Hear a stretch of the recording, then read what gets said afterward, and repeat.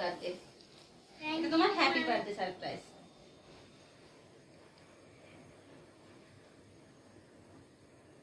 Happy? একটা চুরি ভেঙে ফেলেছো, সেজন্য আর একটা চুরি দিলাম। ঠিক আছে? ঠিক আছে।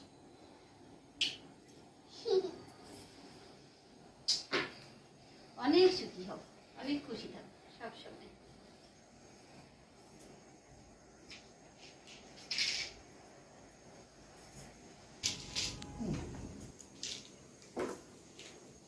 Happy birthday.